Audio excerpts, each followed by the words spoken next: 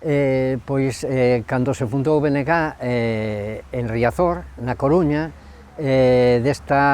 neste tempo a miña compañeira Dores e eu xa estábamos na Suíza.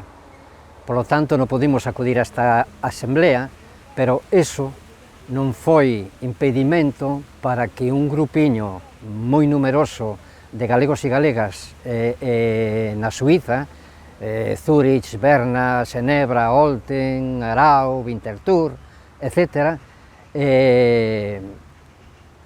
comenzáramos a militar no BNG, e foi con un carné de BNG en migración. Así comecei eu a miña andaina no Bloque Nacionalista Galego. Bueno, pois efectivamente son nacionalista, democrático, de esquerdas, socialista e, sobre todo, porque lle quero o meu país. Bueno, pois o BNG para min é Galiza, é a única forza política xenuínamente galega, co corazón, a cabeza e os pés nesta terra. Somos os únicos que defendemos unha Galiza nación.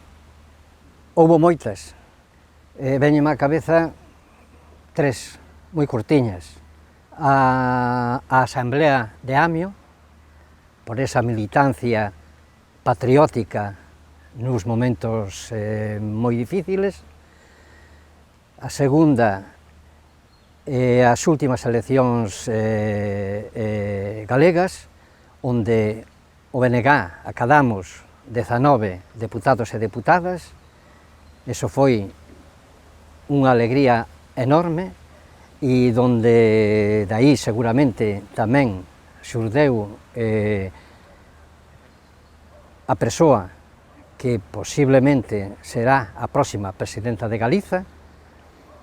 E terceiro, a loita social dos emigrantes retornados na Galiza. Unha batalla contra a facenda española, polo expolio da facenda española aos emigrantes retornados, que tiven a oportunidade de encabezar, xunto con outros compañeros e compañeiras, esa loita na Coordinadora Nacional Galega de Emigrantes Retornados de Maruxía e as plataformas comarcais do país, que resistimos aínda hoxe, despois de 7 anos, grazas ao apoio e ao acordo asinado polo BNG co Goberno do Estado. Esperamos solucións, mentras tanto, a loita continúa. O futuro do país, para min, é o futuro do BNG. Os dous van xuntos e os dous son a mesma cousa, para min. Mentras goberne o Partido Popular e o presidente Feixóo en Galiza, franquistas, imperialistas, centralistas, Galiza non terá futuro. Somente o BNG pode darlle o futuro que se merece Galiza. Só o BNG.